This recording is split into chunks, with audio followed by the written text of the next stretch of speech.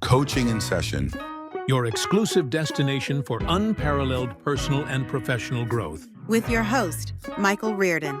Whether you choose to live within limits or break free, your mindset journey begins here. Okay, David Pasqualone. All right, we're going to be having a good conversation, you and I. We're going to be talking about how you inspire others today. And, I love for the guest to kind of give their own intro, their own bio, because, yeah, I could read a sheet, but I think you can do it so much better. So can you tell us who you are, what you do, and how you help? Yes, sir. So it's a pleasure to be here today. I'm David Pasqualone. I own Ascend to Glory. We do marketing and sales, coaching and consulting. And basically what I do is we look at where the vision is, where they're realistically at. We reverse engineer the plan. And then we either hand them the handbook for success. We do it along the way with them by coaching, or we do it for them. So that's my professional business. Then I'm also host of the Remarkable People podcast. We get great guests on from all over the world, and we share their remarkable stories, but we don't just share what they were able to overcome or achieve, but we stop along the way and reverse engineer the success so our listeners get practical steps of how they did it. So hopefully we can all do it too, or at least have a catalyst starting point. So that's the basics of what I'm doing professionally. And as a person, I live in Pensacola, Florida, and I am very thankful to be here. Glad to have you on. We're going to be diving in all of that work in just a moment.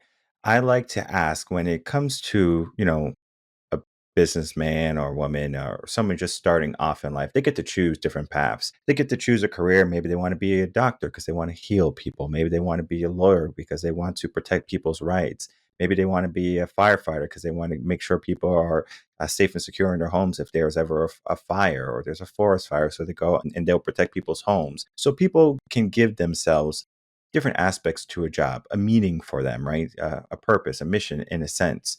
And so I always love to ask a very similar question to this is, what got you into this line of work? I've always liked to help people and solve problems.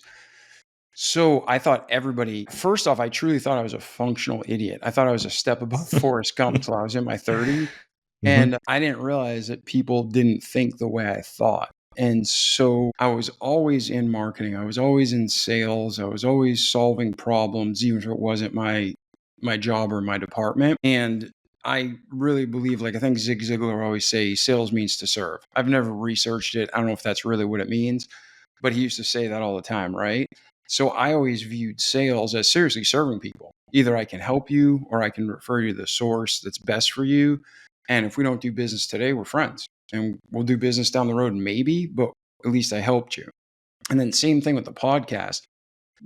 I started the podcast where I didn't even listen to podcasts. I didn't even know what a podcast was, but the whole point was I felt like God was leading me to do it. So hopefully the goals are help people grow and glorify God. So when people are looking for their purpose in their career, some people are born and they know exactly what they want to be. I don't think the majority of people in the world are like that, but when people say, do what you love, I agree. And I 100% agree. When you do what you love, you'll be successful at it and the money will flow. However, what a lot of these motivational speakers leave out is you have to provide for your family in the meantime, right? So a lot of people get depressed, like, why isn't this working for me? And most successful overnight successes take 7 to 9 years. So you need to make sure you know what your goals are and you're working towards it, but you're also providing for your family, because it says in the Bible, if man doesn't work, neither should he eat, right? So you have to find that balance and then just keep plugging away at the dream, help as many people as you can, and be realistic about where you're at. Yeah, very true. I know when it comes to, people and their passions, sometimes they run away from them. Example for me, I was in 5th grade or 6th grade. I said, I think I want to be a teacher.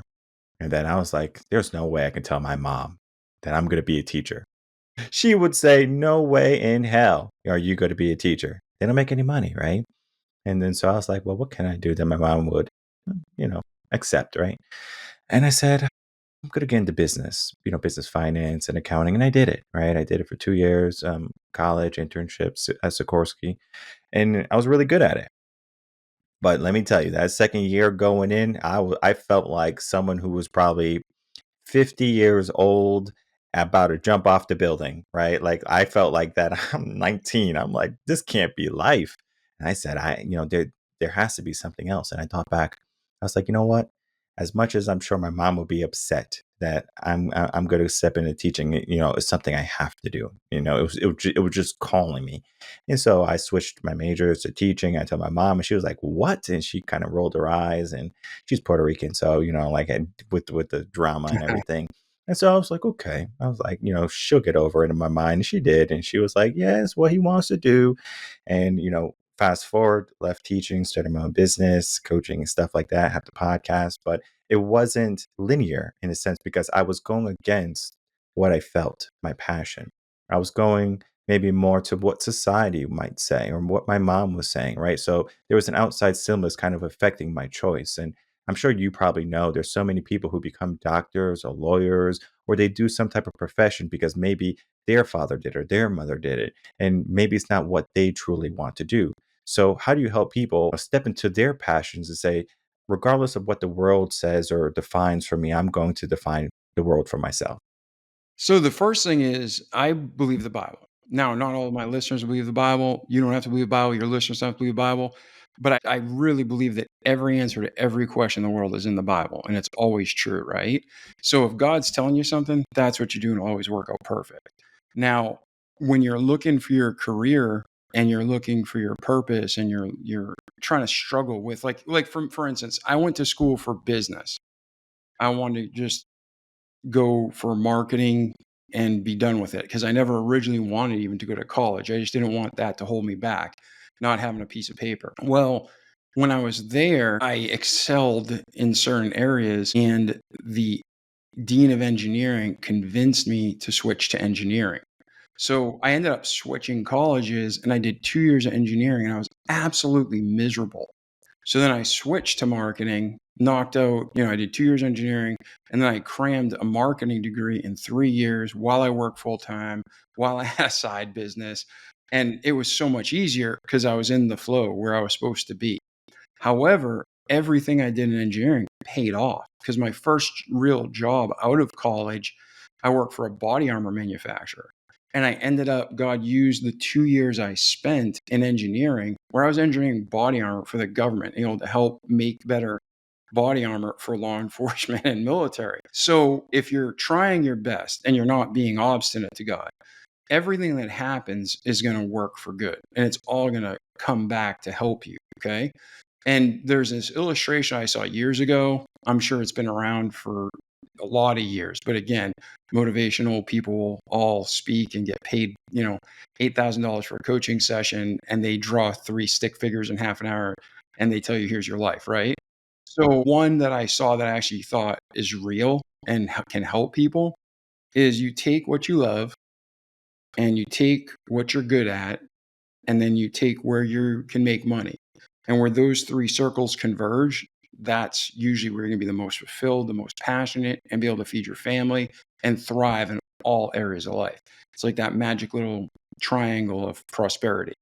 So when I talk to people who are younger, like I taught at a college for 3 years, which is ironic because I never even wanted to go, right?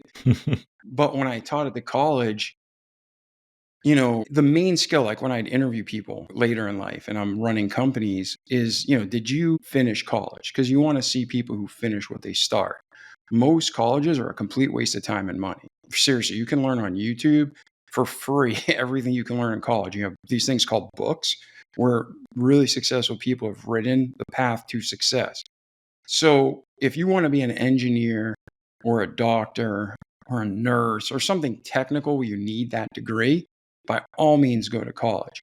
If you want to work for a Fortune 100 company, 500 company, you want to go into that corporate life, you're going to need the piece of paper to back it up so it doesn't hold you back. But for most people today, results.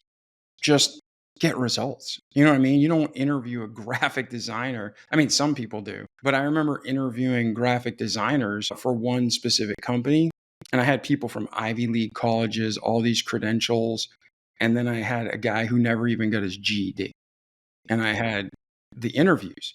And I narrowed down to 5 people, brought 3 in from that. And I talked to the young man who didn't even have his GED. and I gave him a test project, and I gave the other 2 people the test project. I wanted to see who I could talk to, who I could communicate with, who would take the project and fulfill it, but then also who has a mind that's not just a robot and is going to go above and beyond and add more to it. And this young man was fantastic. But before I finished hiring him, I said, hey, what are your goals? What do you want out of life? Because if we're just trying to make money, you're going to empty life. His goal was he wanted to be a video game designer. So I told him I'd hire him and I'd even help him. But he had to get his GED. He had to go back to school because, programming video games takes an education. So he did all that, and now he's making a ton of money, living his dream, doing great. But it wasn't because he had or didn't have a degree. It's that he had the right attitude and he had talent. So that's what I'm saying. For most people in most areas of life, maybe they're going to find people with an HR office and they're closed-minded and they don't care about anything but the check marks on the piece of paper. But that's probably not a company you're going to be happy with, right? You got to find a company you fit into their culture. Like there's companies that offered me jobs in the past, great paying jobs, very, very, what's the word? Prestigious jobs. But man, I would have been miserable because they were a bunch of liberal morons. Never would I fit in there. All right. And if you're a liberal moron, I'm sorry, we'll talk later off camera. Yeah, But not you, but your audience. But what they're I'm not. saying is, you got to find what you love and do it. But then you got to find that balance to feed your family. So talking to somebody out of the chute, I'd really be clear, like you love teaching. There's all sorts of ways to teach. It doesn't have to be in the 5th grade classroom.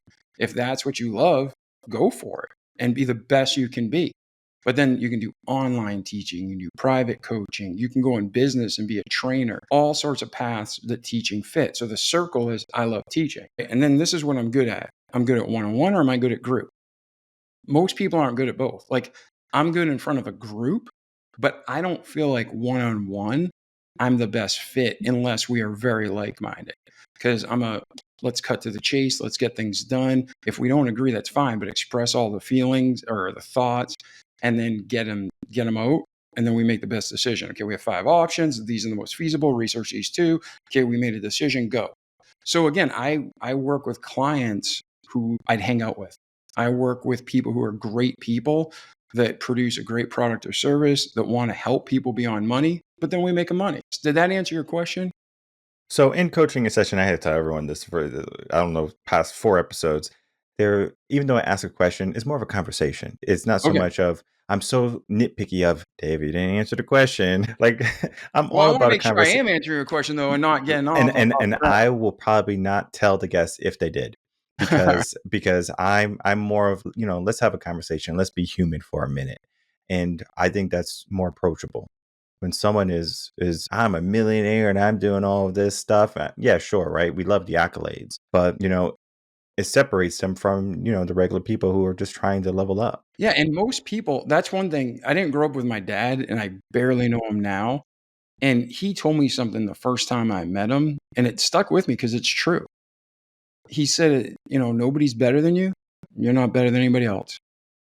And that just stuck with me. So he's very financially successful, super wealthy man, but I grew up for American standard, poverty, right? So you have to remember you're not better than anybody else. So don't get an ego, and nobody's better than you. You might have different gifts and abilities and skill sets, and you might be really good at what you do, but that humanity, we all bleed the same. I want to kind of go into the mindset of like talents and gifts and skills when a person has them. Very similar to the young man who didn't have his GED, graphic designer who wanted to be a video game designer. He had the talent, right, to do maybe anything he wanted to, right, because he was giving himself the intention.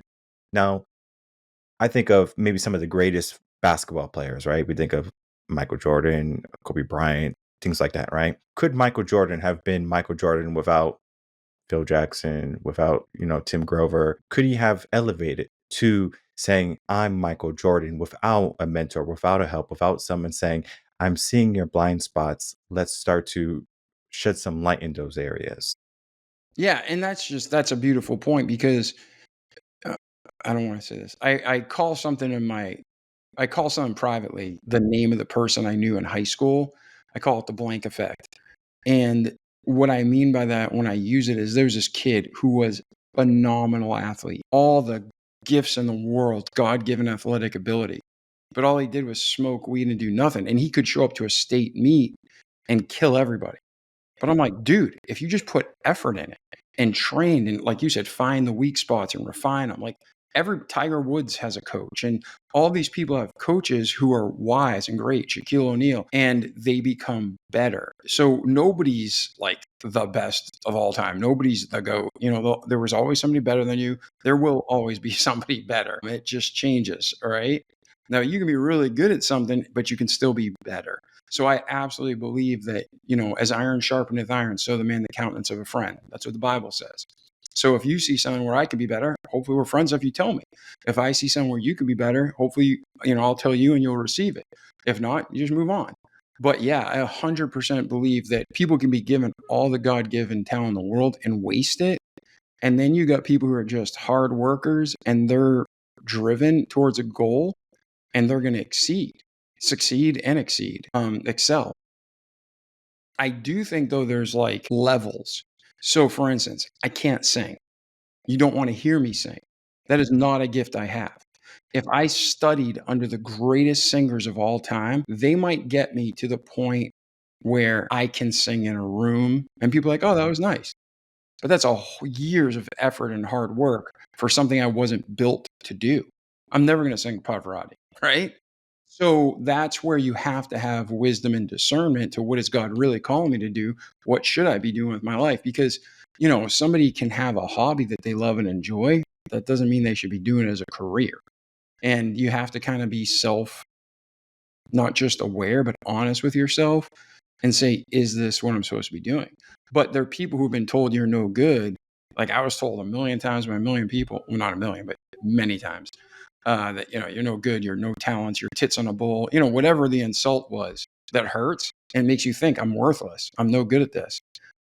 But if he puts it inside of you, that burning desire, and you hear in your head, maybe the voices of other people saying alternate, then always go with God and always go with the instinct and the Holy Ghost you put inside of you if you're a Christian.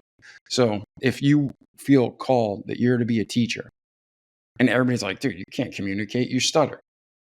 All right, well, you know what? It's statistically proven that teachers who stutter, their students retain more because within all those stutters and those micro breaks, the brain has time to process what they're saying. So for all the people who are idiots and whatever their reason they insulted you, they're wrong.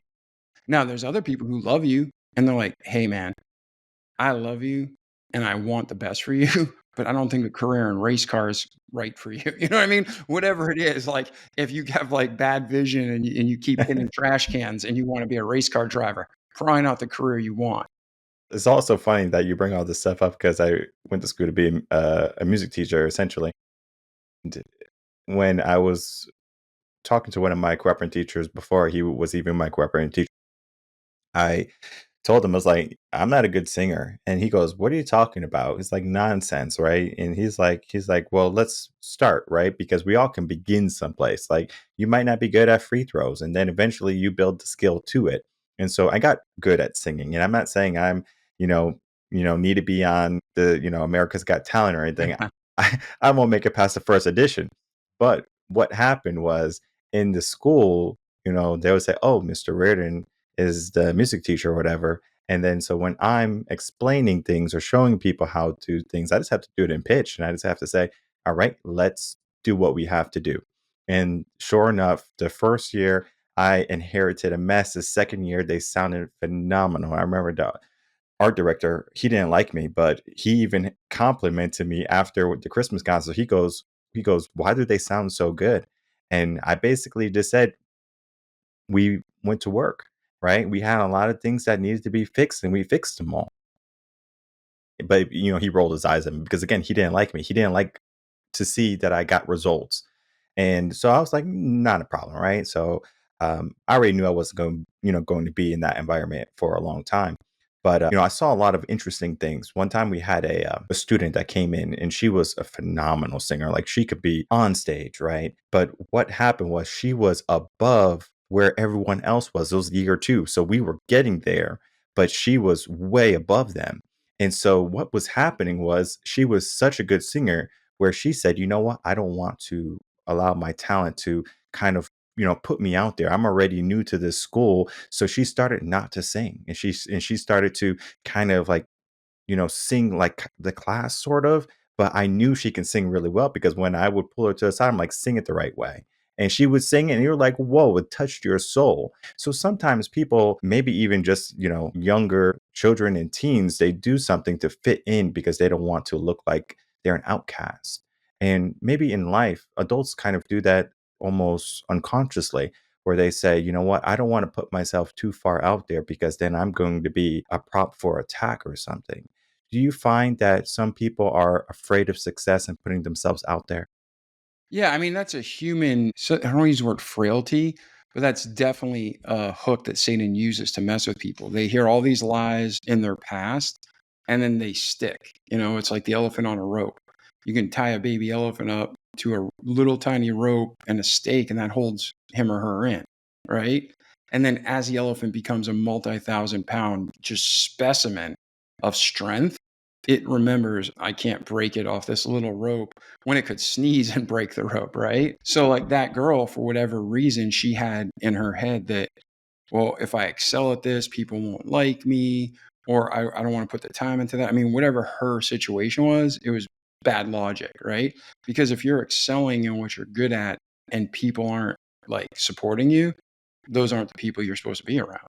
And sometimes, sadly, it's our own family. So, I believe God gives us our family. We don't write off our family, but we have to have boundaries. And that's something I'm still working at 48 years old.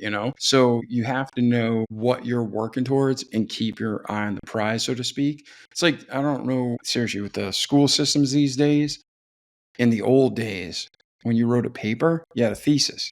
It's the point you're trying to make. So the intro, you tell them what you're going to tell them. The paper, you tell them what you told them you're going to tell them. And in the conclusion, you summarize what you told them you're going to tell them, right? If you're smart, when you're writing your paper, you tape that or put it out next to you so you don't get like sidetracked and rabbit trailed. That's how we kind of need to be in life. We need to put, this is our goal, this is our vision, this is what God's called me to do, and then keep working towards that. And sometimes you got to go around rocks or through doors or over walls. There's all different ways, but you got to just keep moving forward. So for that girl being discouraged or making bad choices, you were there to encourage her. She didn't listen. That's all you can do.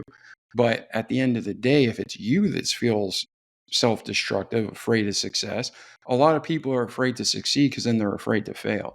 And you look at, I mean, I love like Winston Churchill and Ronald Reagan and all these great leaders, Abraham Lincoln. And Abraham Lincoln died thinking the Gettysburg Address was the biggest failure of his political career. And it's still studied all over the world as one of the greatest speeches of all time. So, you're going to measure yourself only by God's standard and your standard. Everything else is icing on the cake or doesn't matter. I like the idea of just like breaking things down, the thesis, what you're going to be talking about, and then concluding everything. I think people are so caught up in the fast pace of our life where we want our Amazon Prime package tomorrow. And I know during the pandemic, everything got exasperated where they had to wait 3 to 7 days sometimes for the packages because the world was trying to operate in a new realm. And I know during that time, many people they found their meaning. They said, okay, well, I have a lot of time to figure out what I want to do with life. A lot of people were afraid about what was to come, so there was a lot of uncertainty. So people started to focus on the inside and started to journal, started to work on mindfulness and say, okay, let's get clear on what I want to do. And people would start, businesses and things like that. But just because you start something, it doesn't mean you have the will to finish it, because starting a business is a lot of work. And we look at 50% of businesses don't survive 5 years. And we have to ask ourselves, is it because they weren't good business people, or was it because they didn't have the drive? And so my question to you is there a difference between like an aspiration or like a determination that you're not going to stop regardless? Yeah. So for me, when you're called to do something, I think you should finish it.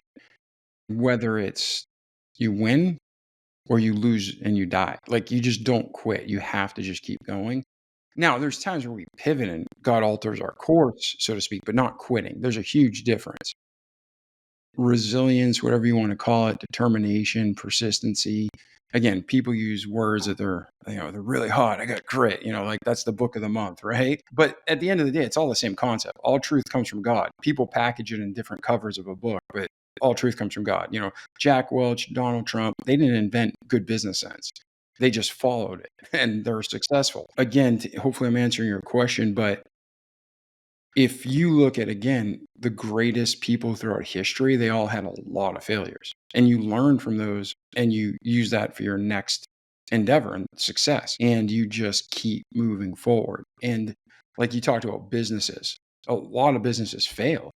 And money is always the least reason why a business fails. Okay. So you can say, well, I didn't have any money. I didn't have any clients. Well, the problem was you didn't have clients, or your quality of work wasn't good, or you didn't know how to manage. It wasn't the money's not there. There's money everywhere. In America, there is money everywhere. So, competition, even, you don't really have competition. You have other people in the industry, but you should be focused on producing the best widget, producing the best service, and then they'll naturally come. And you can take what the competitors are doing well and learn from it and introduce that into your business. Don't be bitter about it. Don't complain about it. And as you're working towards your goals, it's not going to be easy, period. Like if it was easy, everybody would do it, right? You have to just be committed.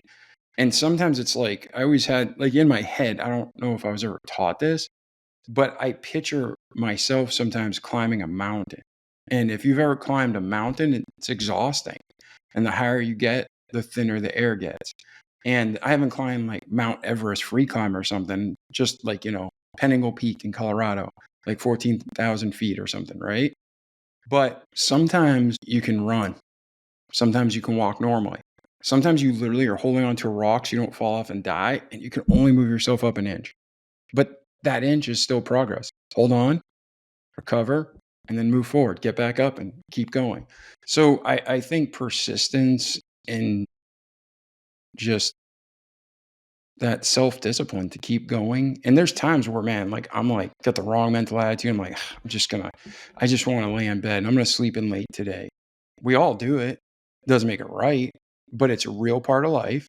And you got to just say, okay, I felt sorry for myself enough. Get up. And if you can't get over something, is it medical? Is it like, nutrients? Is it something that's emotional? No matter what it is, you got to identify the root cause, not the symptom, and deal with it. And like, sometimes people, we're getting off a little bit, but if you struggle with motivation and depression, I'm like, do everything possible in the world before you put a pharmaceutical in your body. Now, there's times where people have a real issue and they have to take pharmaceuticals temporarily, but I'm all about what is the long-term solution by getting to the root of the problem, treating the root, and then ultimately getting off meds and such. So when it comes to business, like I'll do coaching for large corporations, millions of dollars flowing through. And even if I'm talking to the CEO, probably 80% of our talk ends up being their personal balance, not business. It just, your personal life runs over into your business. So when you have that personal balance and that focus and that energy, the rest just falls into place. Well said. I know when someone is, extremely successful, they will mask, doing more work for maybe the failures in their homes. So, like maybe you Yeah. have kids. And so you're like, okay, well, I'm going to keep on working because they're not listening to me or something, right? It's like they're going through the teen years. And I can't tell you how often I see that. And even though they are providing, they're doing everything that they feel as they need to, there is that personal inkling of, I want to spend more time with them. I want to do something. And it always shows whether you can be this big guy. Grant Cardone, for example, his daughter was on stage. I just saw a brief clip of it, and something about everyone in the audience was like, I love you and things like that. And he comes on, he goes, wait a minute. He's like, you don't love her. All right. That's my girl. She's 15. If you touch her, I'll kill you. Right. He said that. And so he knew, even though he's this big business guy, makes a lot of money, um, you know, if it ever came to his daughter, he would give time, like he would step back and say, okay, let's spend time with the wife. Let's spend time with the daughter. And he does, right? He knows how to separate it. but not everyone does. Not everyone has that ability to do that, right? Because some people are just so laser focused on business growth, prosperity, right? Because maybe they didn't have it growing up.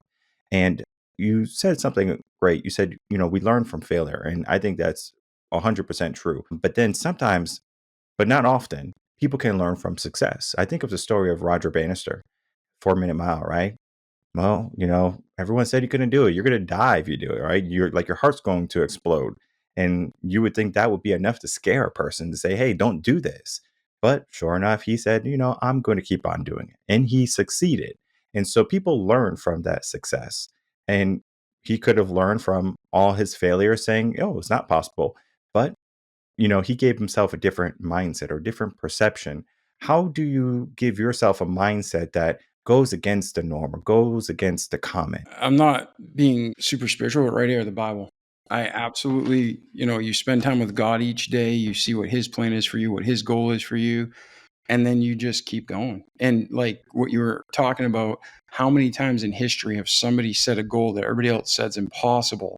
And then once it's broken, like 18 other people do it in 30 days, right? Because now the mental block, that elephant on the rope syndrome, is gone. They're like, oh, he did it. I can do it. I was just talking to somebody this week about business, and they had the greatest idea. And everybody they were talking to is like, oh, that can't be done. That can't be done. I'm like, why? I'm like, that's a fantastic idea. Just because everybody else tried to fail, it's because they believe they were going to fail. Do you believe you can do it? Like, yeah. I'm like, then you can do it. Just keep going. Like, that's it. Like, just find a way. The obstacle hits, adapt and overcome, and keep moving forward. And don't surround yourself with the people who are like, you can't do it. You can't do it. You're just wasting energy. We all have 24 hours in the day.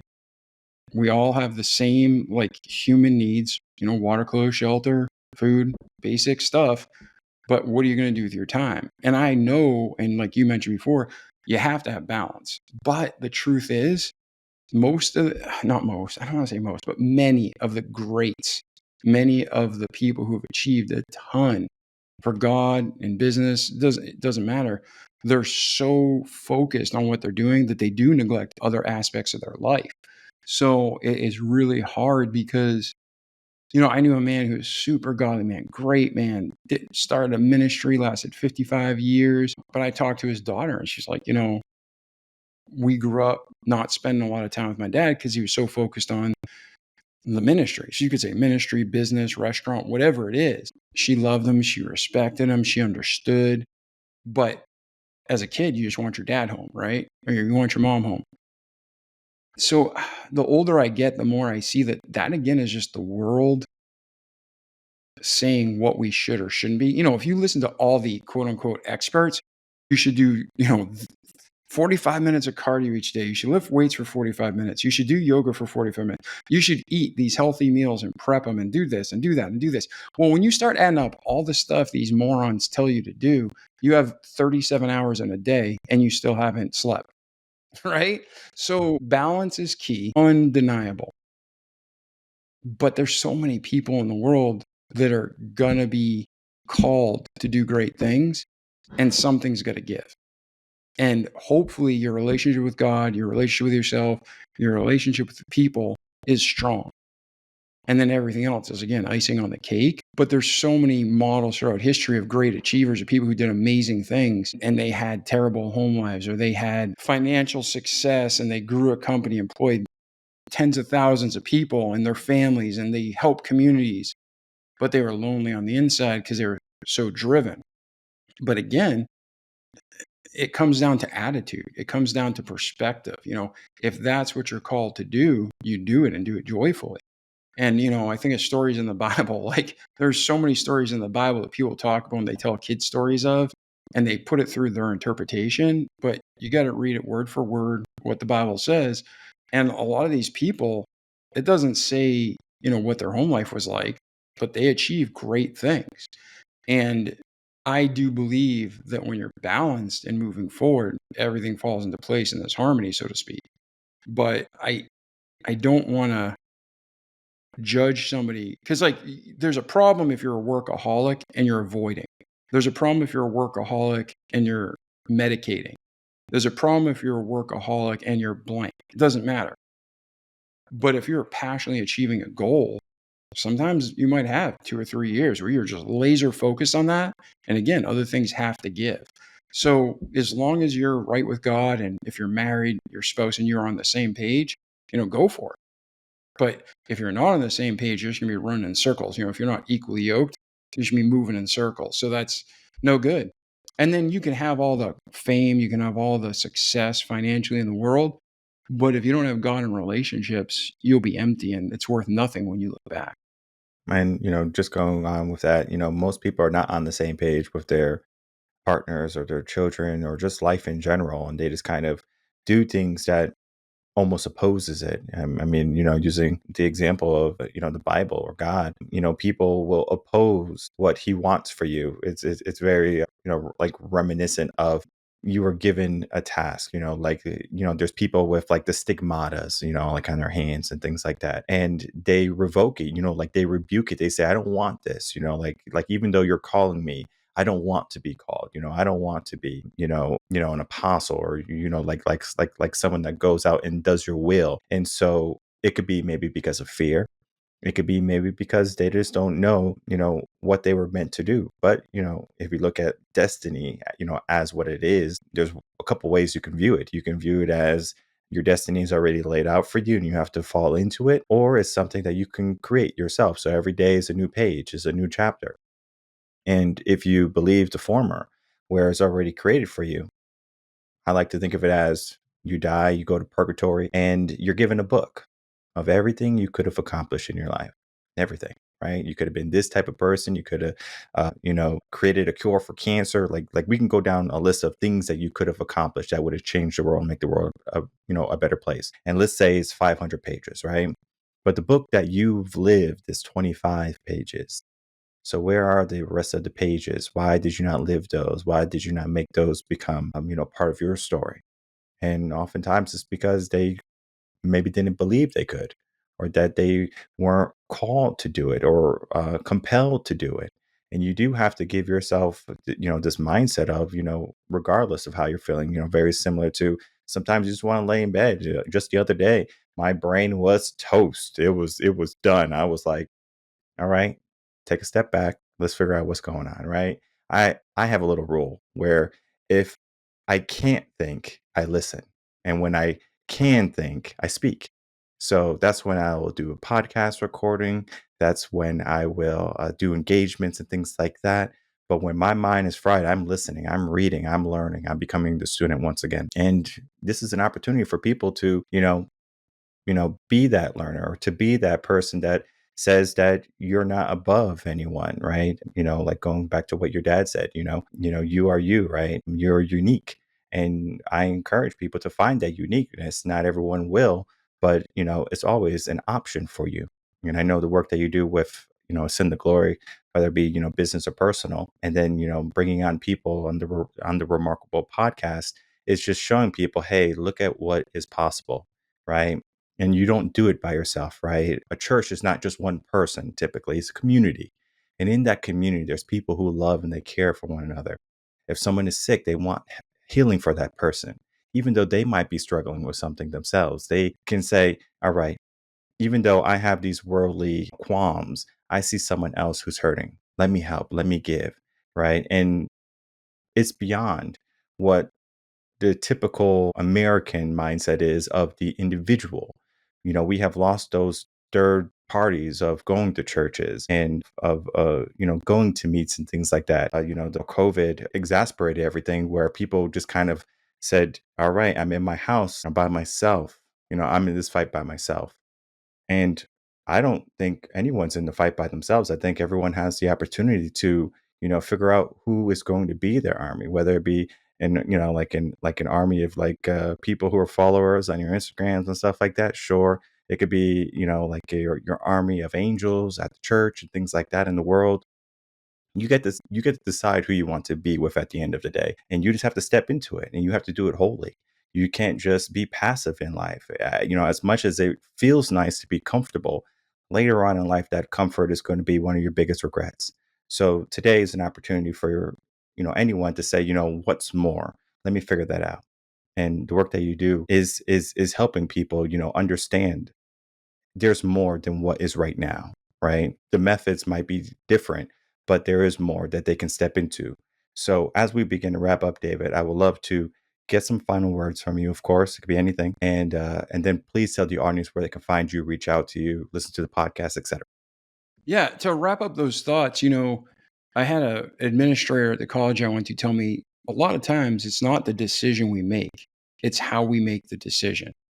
So when you're going to God and you're asking for his guidance, be listening. Like you said, there's times you listen, there's times you speak. In Ecclesiastes, there's a time to be born, a time to die, a time to do everything, right? So God's given us free will. And I always picture life where, it's just this perfect path and plan that if we followed it, well, man, we'd have so much joy and peace. But God gives us the free will to make our decisions. And we can go off, we can be the prodigal, and Lord willing, we come back, right? But during that journey, there will be times where you will be completely alone from humanity. Everybody may be against you, but God's always there. And there's other times where you have the largest army the world's ever known behind you, let's say, figuratively or literally. But that doesn't mean you're right with God either. So you have to make sure that whether you're alone, the bottom or at the top, you're with God, that oneness with God and that relationship with God. And that's where you find peace and joy. Money buys happiness, but only God can bring you peace and joy, that true contentment and that love that overflows. So that's what if I had a final thought to share with your audience, it's like, what Mike was saying earlier. If you look at what you love and you follow it, right? You might be going after the wrong thing. So before you start, go to God, get that perfect, hey, this is where you go and you're going to be happy and fulfilled and joyful and don't worry about money. I'll take care of it.